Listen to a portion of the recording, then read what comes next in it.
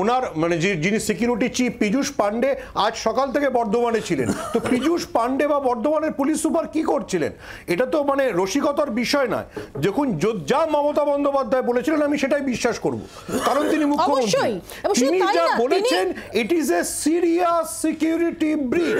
কি করে মুখ্যমন্ত্রীর কনভয়ের সামনে এরকম দ্রুত গতির একটা গাড়ি চলে আসে? দেখুন, বাংলার 11 কেন এখনো পর্যন্ত ওই গাড়িকে চিহ্নিত করা হলো না?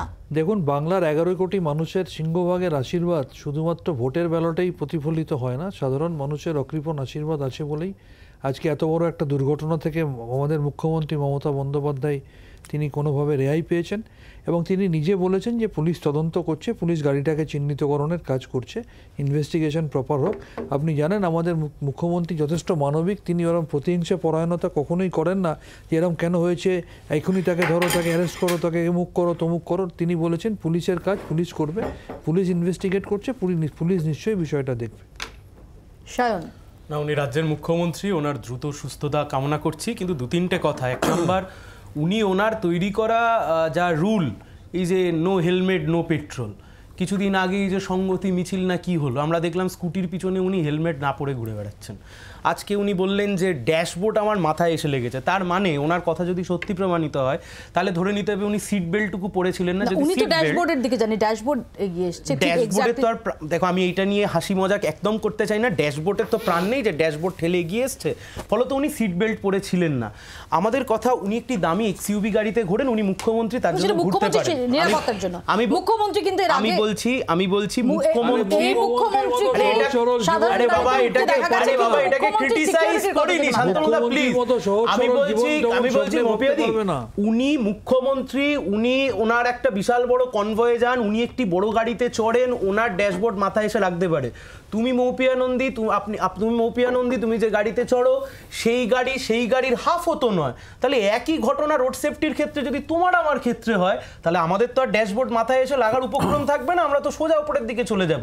ফলত পশ্চিমবাংলার বুকে রোড সেফটির কি অবস্থা, এসএসকেএম এর চিকিৎসার কি অবস্থা, ডাক্তারি না করতে পেরে ওনার প্রাণ চলে যায়। তো নিরাপত্তা মুখ্যমন্ত্রীর কনভয়ের যদি সিকিউরিটি ব্রিচ হয় সুমনদা, এবং যেটা মুখ্যমন্ত্রী নিজে বলছেন স্বয়ং, আমরা সবাই অত্যন্ত স্বস্তির কথা যে এরকম কিছু হয়নি। তিনি বলছেন যে গাড়িটা চুরমার হয়ে যেত, এবং আরও যে কথাগুলো বলার নয় সেই কথাও তিনি মেনশন করেছেন, যে তিনি বলছেন তিনি আশঙ্কা করছেন যে মারা যেতে পারতেন। না মানে সায়ন যেখানে শেষ করলে আমি সেখান থেকেই শুরু করব। তাহলে where is our road safety, আমাদের ট্রাফিক স্ট্রাকচারটা কোন জায়গায় গিয়ে দাঁড়িয়েছে? তাহলে আজকে আমার গাড়ির সঙ্গে, আমার তো ছোট্ট গাড়ি, অত বড় গাড়ি নয়, তাহলে আমার আজকে কি হতো? মুখ্যমন্ত্রীর খুব ভালোভাবে দেখা উচিত, এবং ওনার যে ডাইরেক্টর অফ সিকিউরিটি রয়েছে ওনার, হ্যাঁ, তাদের তো আরো একটু সচেতন হওয়া উচিত, কারণ উনি বাংলার মুখ্য প্রশাসক। না, মুখ্যমন্ত্রীর সিকিউরিটি নিয়ে কোনো প্রশ্ন নেই, এটা সবাই একমত, মুখ্যমন্ত্রীর হাই সিকিউরিটি দেওয়া উচিত। কিন্তু আমার না কতগুলো জিনিস ঠিক বুঝে উঠতে পারছি না, হয়তো আমার গাড়ি ফাড়ি অতটা চড়ি না, আমি বুঝি না, আমি বাসের ট্রামে যাতায়াত করি, সাধারণ মানুষ।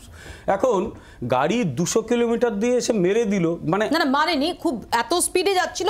উনি বলছেন যে ওনার গাড়ির যে ড্রাইভার, ওনার গাড়ির যে চালক, তার আমি বোঝার চেষ্টা করছি, আমাকে বুঝতে হবে। সেটা হচ্ছে, ধরা যাক আমি গাড়ি এই দিকে যাচ্ছি, উল্টো দিকে গাড়িটা এসে বেরিয়ে, না একটা গলি থেকে বেরোচ্ছিলেন, একটা গলি মানে ছোট রাস্তা দিয়ে বেরোচ্ছিলেন, হাইওয়েতে বেরোচ্ছিলেন, সেই সময় জোরে।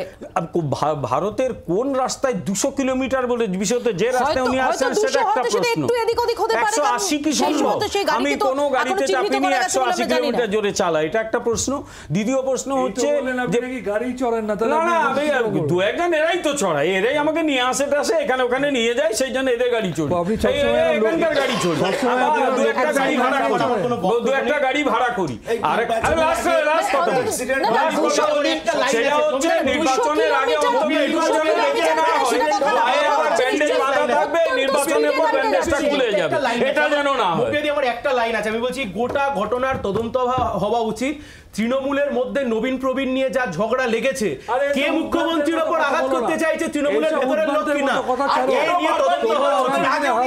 এই নিয়ে তদন্ত হওয়া উচিত। সুমনদা, আমরা দেখেছি শেখ শাহজাহানকে নিয়ে এখনো পর্যন্ত টালবাহানা চলছে, এখনো পর্যন্ত পুলিশ শেখ শাহজাহানের হদিশ পায়নি। মুখ্যমন্ত্রীর কনভয়ের সামনে এরকম একটা গাড়ি চলে এলো যেটা থেকে বিপর্যয় হয়ে যেতে পারত, সেই গাড়িটার জন্য এখনো পর্যন্ত পুলিশ কি করলো? আটক করা হয়েছে সেই গাড়ি, ব্যবস্থা নেওয়া হয়েছে সেই চালকের বিরুদ্ধে, কোনো অভিসন্ধি আছে কিনা সেটা দেখা হয়েছে। মুখ্যমন্ত্রী নিজে মেনশন করেছেন যে বিএসএফ এর পোশাক পরে তার বাড়িতে কিছুদিন আগে লোক চলে গেছিল, আমরা জানি সেটা। দেখুন মৌপিয়া, আপনি যে প্রশ্নটা করছেন, মুখ্যমন্ত্রী তো সাধারণ নাগরিক নন, তিনি যে রাস্তা দিয়ে যাবেন সেই রাস্তা আগে স্যানিটাইজ করার কথা। যে জায়গায় ঘটনাটা ঘটেছে সেই জায়গাটা আমি চিনি, সেই জায়গাটা আমি চিনি। গোদার মাঠ দিয়ে উঠে ওনাকে জিটি রোডে উঠতে হবে। তো যেখানে উনি জিটি রোডে উঠবেন সেখানে কেন ওনার মানে যিনি সিকিউরিটি চিফ পীযূষ পান্ডে আজ সকাল থেকে বর্ধমানে ছিলেন, তো পীযূষ পান্ডে বা বর্ধমানের পুলিশ সুপার কি করছিলেন? এটা তো মানে রসিকতার বিষয় নয়। দেখুন, যা মমতা বন্দ্যোপাধ্যায় বলেছিলেন আমি সেটাই বিশ্বাস করব, কারণ তিনি মুখ্যমন্ত্রী। তিনি যা বলেছেন, it is a serious security breach. আমি সায়নের রাজনৈতিক প্রশ্নকে এই মুহূর্তে সামনে আনছি না, আমি জাস্ট এই প্রশ্নটাই আনতে চাইছি যে কারা মমতা বন্দ্যোপাধ্যায় গাড়ি কনভয়েতে গাড়ি ঢোকালো। এবং এটা তো সত্যি কথা যে মমতা বন্দ্যোপাধ্যায়ের গাড়িতে যারা আমরা কোনো সময় চড়েছি তারা সবাই জানি শি ইজ ভেরি অ্যালার্ট। উনি অ্যালার্ট ছিলেন বলে উনি প্রাণে বেঁচে গেছেন।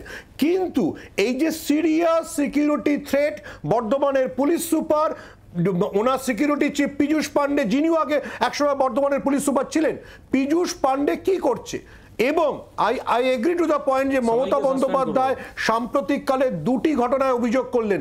একটি এসএসকেএম, যেখানে তার চিকিৎসা ঠিক হয়নি, আমরা তারপরেও দেখিনি যে এসএসকেএম এর সুপারের কিছু হয়েছে। আমার ধারণা শান্তনুদা ওই বক্তব্যটার সাথে একমত হবেন। এবং আজকে পীযূষ পান্ডে কি করে এটা অ্যালাউ করলেন যে মুখ্যমন্ত্রীর রুটে একটা গাড়ি, মুখ্যমন্ত্রী যা বলছেন 200 কিলোমিটার গতিতে ঢুকে এসেছিল, সেটা 200 যদি নাও হয়, কিন্তু যদি 100 কিলোমিটার হয়, প্রধানমন্ত্রী ছিল। এবং আমরা জানি, আমরা যদি বাইপাস দিয়েও যাতায়াত করি, যদি মুখ্যমন্ত্রীর মতো ভিআইপি মুভমেন্ট থাকে তাহলে গাড়ি নিয়ন্ত্রণ করা হয়, ওখানে কেন নিয়ন্ত্রণ করা হলো? বাংলার আওয়াজ, বাঙালির আবেগ, জি 24 ঘন্টা।